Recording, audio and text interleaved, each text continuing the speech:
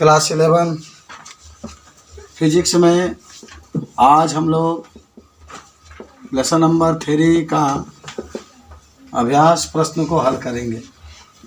किस प्रश्न को?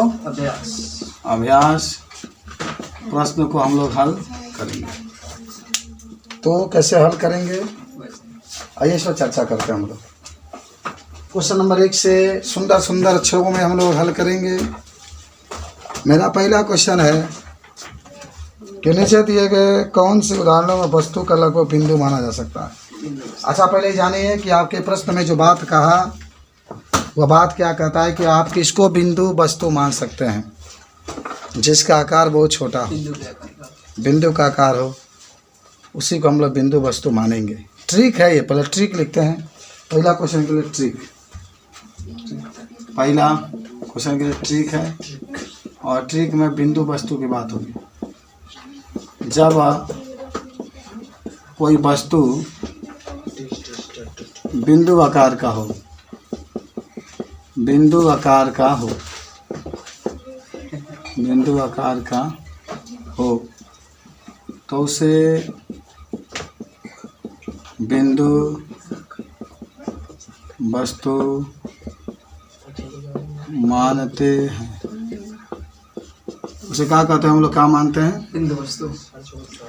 बिंदु वस्तु मानते हैं। अब कहानी मुझे बताना है आपको सोच समझ कर कि इसमें का पहला जो क्वेश्चन आपका है, क्वेश्चन नंबर 1 जो है, 2 स्टेशनों के बीच बिना किसी झटके के चल रही रेलगाड़ी। 2 स्टेशनों के बीच, कहानी सुनो। 2 स्टेशन है और उनके बीच में गाड़ी बिना झटके से चल रही है। मान झटके का मतलब कोई झटका नहीं है, बहुत तेज़ी के साथ चलती है। इसका मतलब है कि दोनों स्टेशन बहुत दूर हैं, तभी तो बिना झटका चले।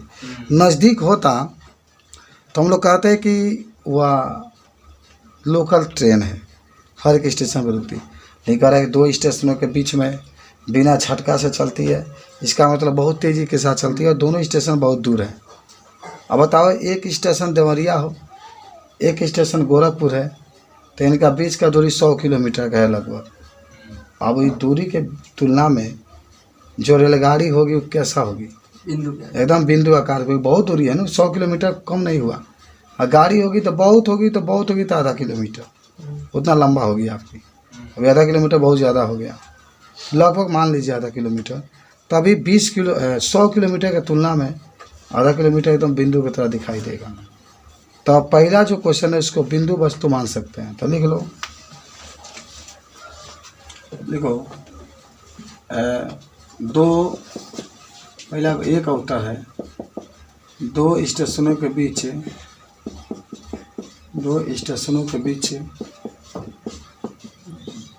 बिना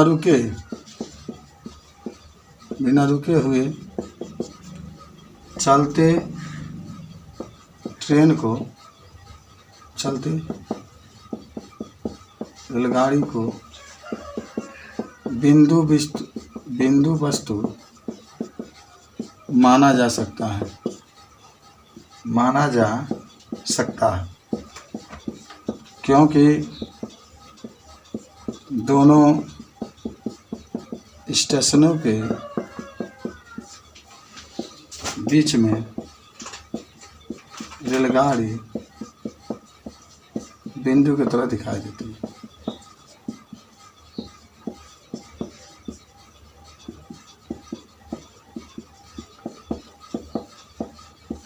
चलिए, तो पहला होता तो बहुत सिंपल है कि दोनों स्टेशनों के बीच में जो दूरी है वो बिल्कुल रेलगाड़ी की दूरी से बहुत दूर है, बिना झटका चल रही है।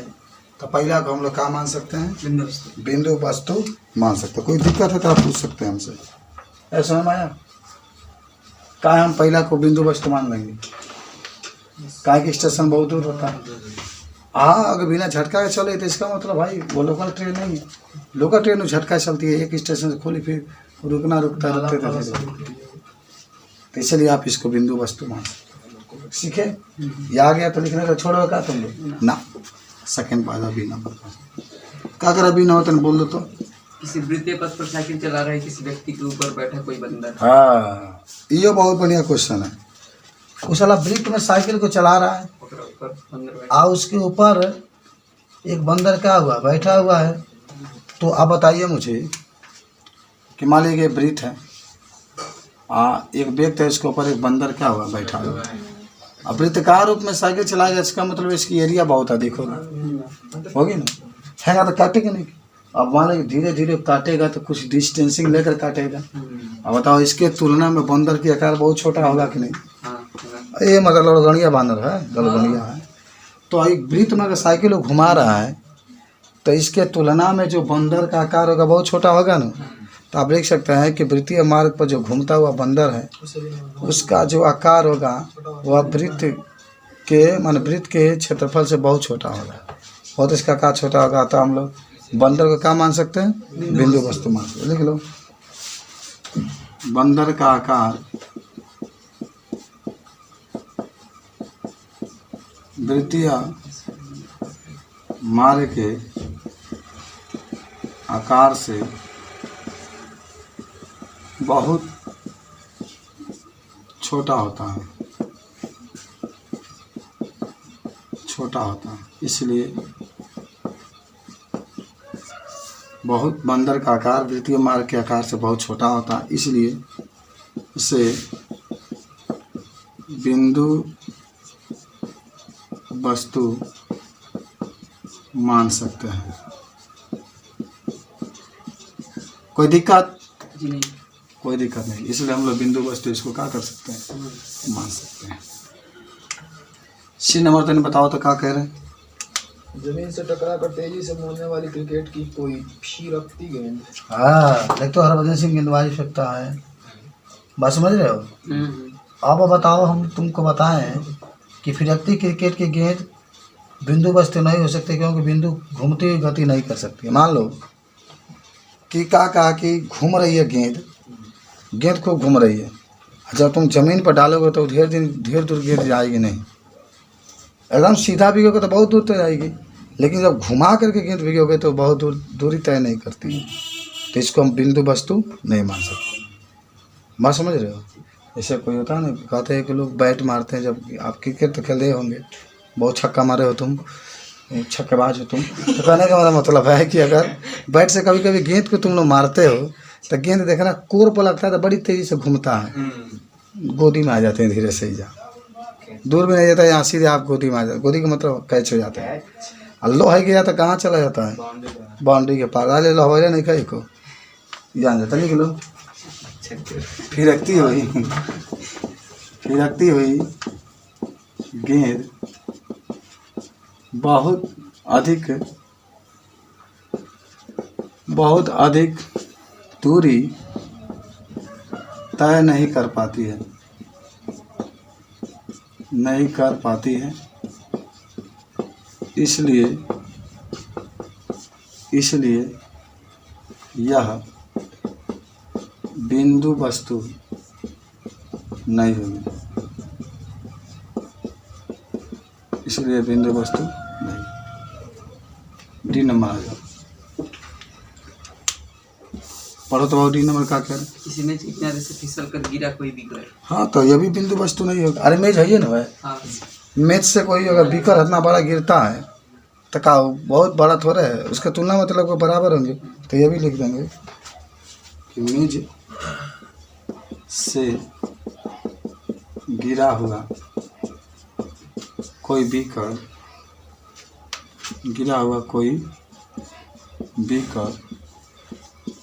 बिंदु वस्तु नहीं हो सकता है, क्योंकि बीकर का आकार बहुत छोटा नहीं होता।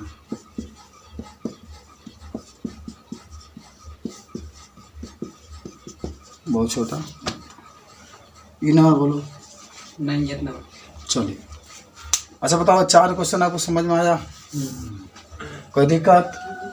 आराम से रामे रामे का नाम लेकर आप बता सकते। कोई दिक्कत है तो बोलो, अरे बता दोगे तुम लोग, समझ में आया सब? चलो अब आ जाओ क्वेश्चन नंबर 2 के पास। देखो पहला में 4 क्वेश्चन थे, हम लोग चारों को सॉल्व कर लिए।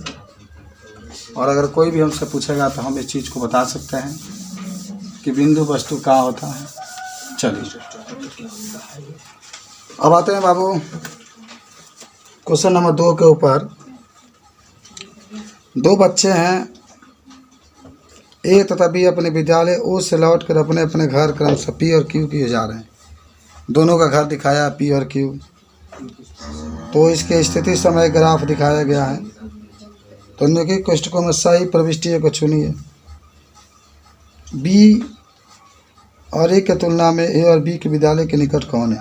मैं इसका अर्थ होगा कि बी विद्यालय के निकट है कि ए। दूसरा में कहेंगे कि बी पहले विद्यालय से चलता है कि ये चलता है। तीसरा में कहेंगे बी तेज चलता है कि ये चलता है। चौथा में कहेंगे ए और बी एक ही समय पर घर पर पहुंचते हैं कि अलग अलग। और चौथा में कहेंगे ए सड़क पर या बी क बार माने दोनों ए और बी सड़क पर मिलते हैं। ये क्वेश्चन आपके पास है। थोड़ा सा मैं चाहूँगा कि आप फिगर बना लें कि आपको आंसर बताने में, सवाल को सॉल्व करने में आसानी होगी।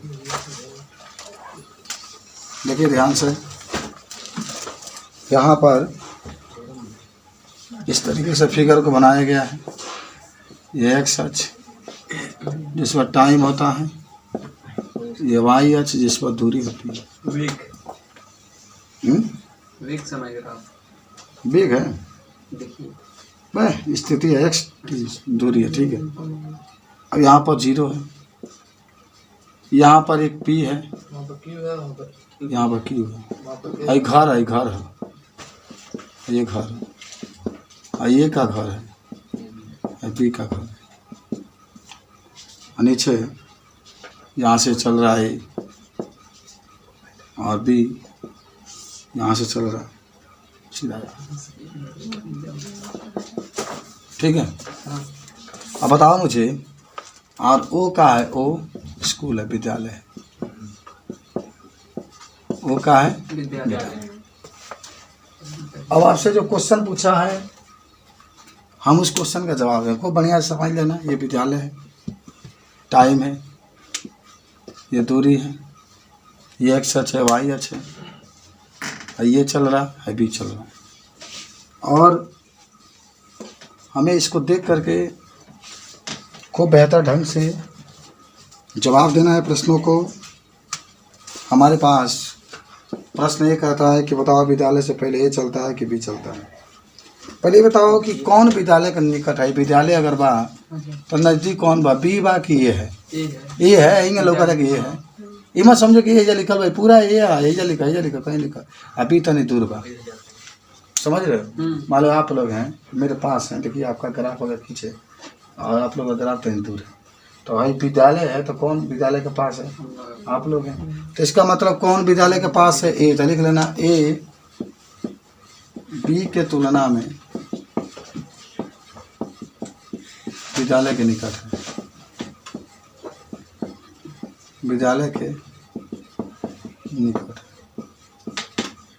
ए बी के तुलना में विद्यालय के निकट। दूसरा आ जाओ, कौन कह रहा है कि ए पहले चलता है कि बी चल रहा है, कौन पहले चल रहा है बताओ, कौन पहले कौन चलल भाई। अब विद्यालय के जब पास होता ना, ये ना पहले चला है, बाद में देखो मान लो टाइम है 0 सेकेंड बाद, 1 सेकेंड बाद, 2 सेकेंड, 3, ये 3 सेकेंड बाद चला था, 3 सेकेंड बाद। तो कौन चल रहा है, ए बी से पहले चलता है, ए बी से पहले चलता है। तीसरा है कि बी और ए के तेज कौन चलता है, तेज कौन चलता है, बी चलता है। तो ये खड़ा है एकदम फका फक सारा इधर पहुँच गया, एक धीरे धीरे गई, बताओ भैया लिख लेना, बी ए के तुलना में तेज चलता है, तेज चलता है। 4 नंबर बताओ इनमें से। कह रहा है कि ए और बी कब बार मिलते हैं, माने एक ही समय पर पहुंचते हैं कि अलग अलग समय पर पहुंचते हैं। तो आप कह सकते हैं कि एक ही समय पर क्या करते हैं, पहुंचते हैं, ठीक है। कब, एक ही समय पर। ये ना कि ए और बी लगभग उसका तेज है तो इसका कम है। एक ही समय पर पहुंचता है। 5 नंबर आ जाओ।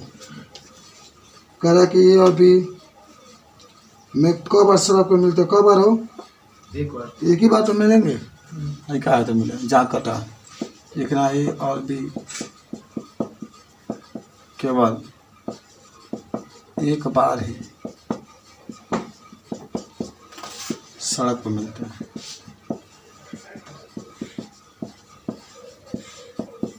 चलो भाई, ए और बी एक बार केवल सड़क पर कहाँ होता है? मिलते हैं। नोट कर लो इसको। तो महिला है ना, जाने का पहले लिखना जाने के लिए। तो जाती है तो दूरी कितना है? 2.5 किलोमीटर। हाँ, प्रति घंटा। चाल कितना है? 5 चाल। किलोमीटर प्रति घंटा। समय निकालो। समय बराबर क्या होता है? 4 दूरी बटा 4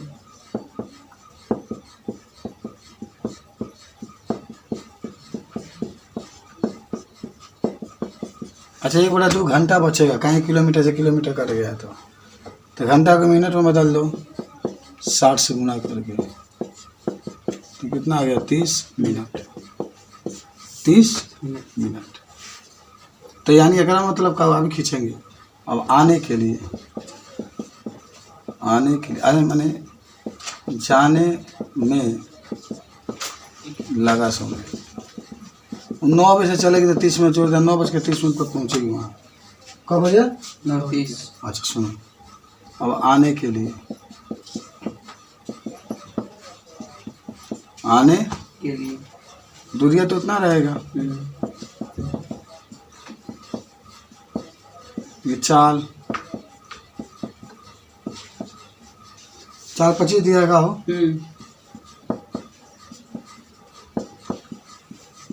तो समय निकाल लो।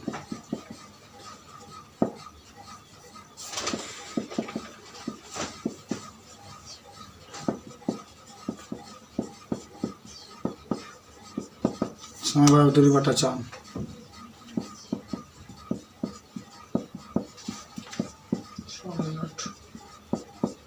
जो 60 से गुना करो 6 मिनट।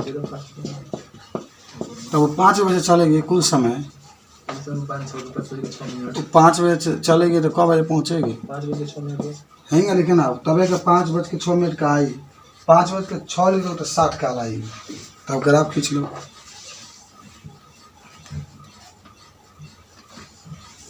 टाइम 0 9 बजे 12 बजे 1 2 3 4 ये बना लेना अपने हिसाब से। चलती है 9 बजे, पहुंचती है 9:30 बजे, 5 बजे तक रुकी रहती है, चलती है तो 5:06 बजे पहुंचती है, या 9:30 हो गया, ग्राफ हो गया।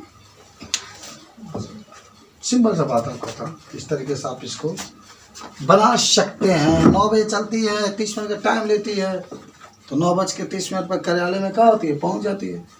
उसके बाद से वो 5 बजे तक वहाँ पर आती है, और तब वहाँ से चलती है, तब 5:06 पर वह क्या करती है? पहुँच जाती है। कहाँ पहुँच जाती है? घरे।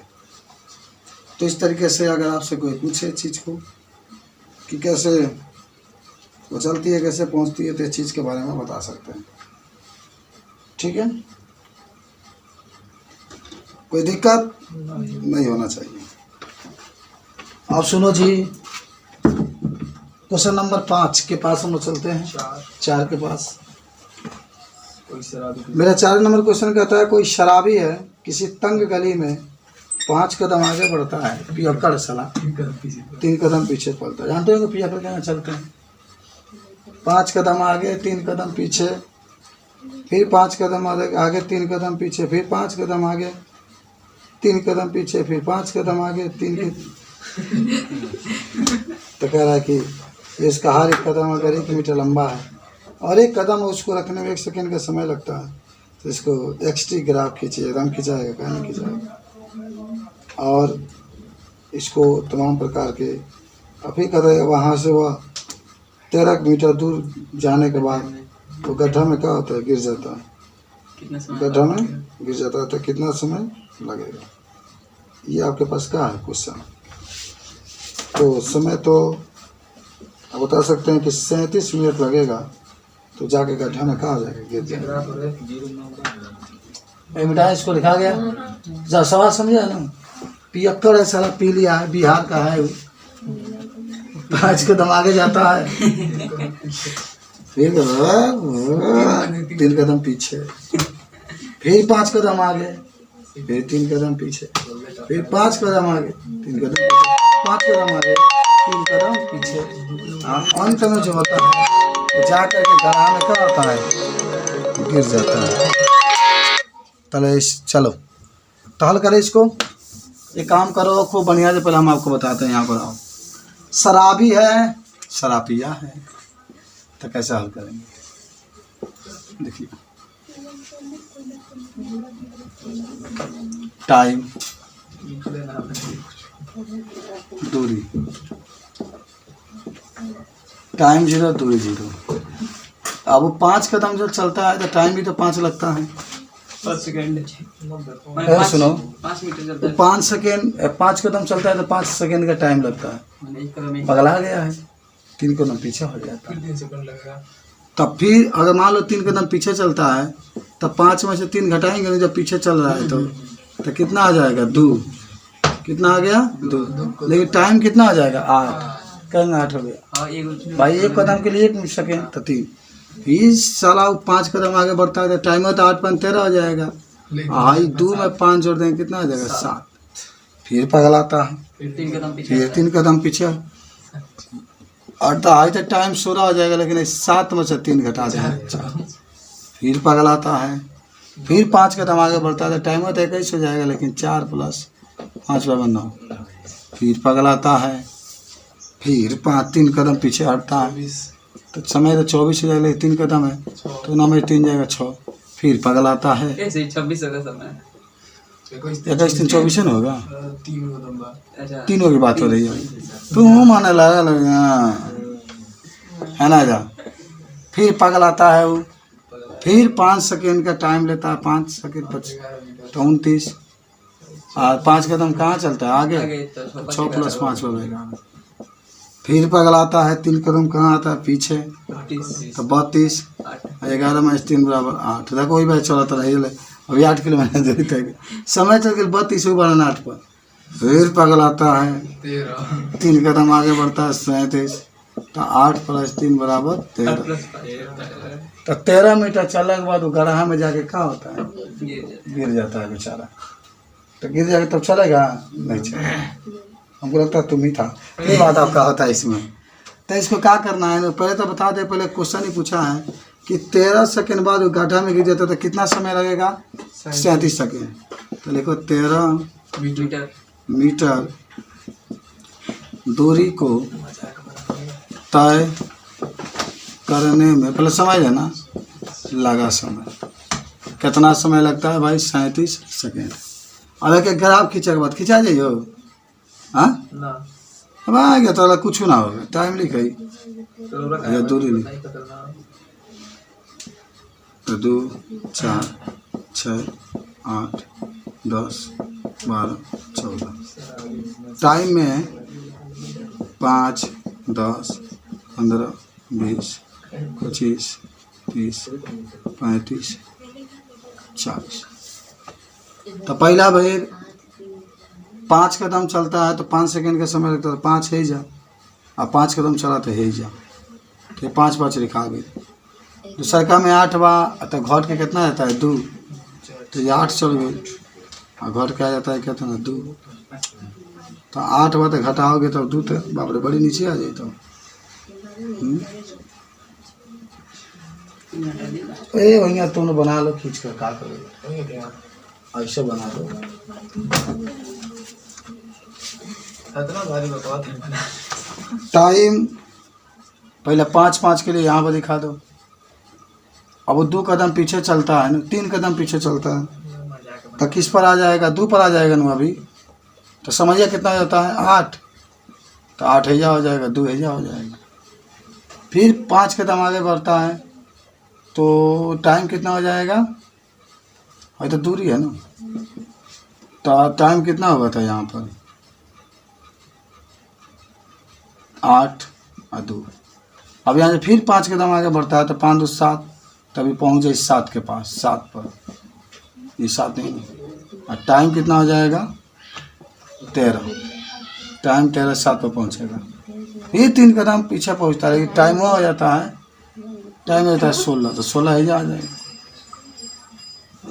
16 यहाँ पर आ जाएगा। और दूरी कितना तय कर लेता है? 4। फिर आगे बढ़ता है, टाइम 21, दूरी 21, और टाइम 21 है, दूरी 9, तो यहाँ हो जाएगा 21, कम करके 9। फिर पीछे हटता है, फिर वह 6 हो जाता है, तो दूरी 6, लेकिन टाइम 24। फिर काम आगे बढ़ता है, 11 कर लेता है, और टाइम 29 से जाता है। 11 29 कम आएगा। फिर पकड़ाता है, पीछे हटता है, 8 पर चला जाता है, 8 पर। टाइम कितना हो जाता है उसका? 32।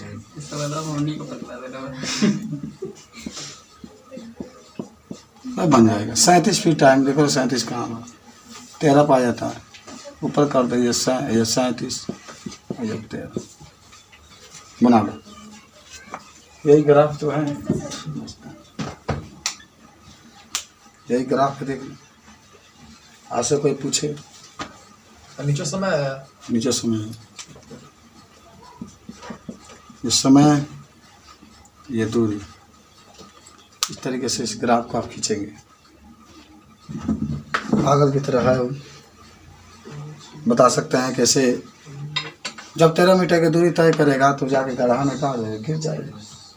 कौन गिर जाएगा? शराबी गिर जाएगा।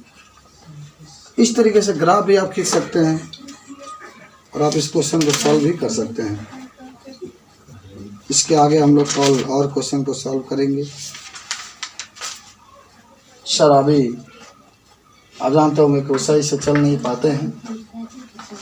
इस तरीके से आप ऐसे ग्राफ को खींच करके ये बतला सकते हैं कि हमारे पास ग्राफ खींचने की कैपेसिटी है।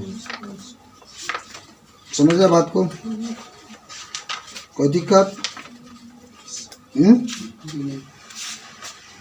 बोलिए, कुछ पूछना चाहते हैं तो पूछ सकते हैं।